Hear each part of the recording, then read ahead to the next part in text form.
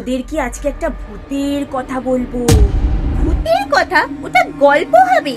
না, ওটা গল্প নয়, ওটা একটা ভূত। এই স্কুলে একটা ভূত আছে। ভূত? হ্যাঁ, এই স্কুলে ঢুকতেই কম্পিউটারের পাশে যে একটা ঘর আছে, সেখানে একদিন আমি চিৎকারের আওয়াজ পেয়েছি।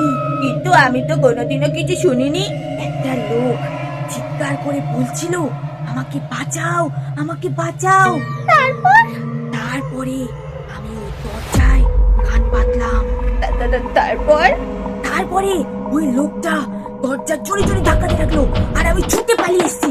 এই পুটি, আমরাও যাব?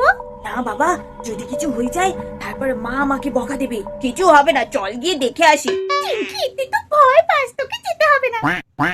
ঝগড়া করিস না, তাহলে চল আমার পিছন পিছন। ভয় পাবে না কিন্তু, চল। চল। রাম রাম রাম রাম রাম রাম রাম রাম রাম রাম রাম।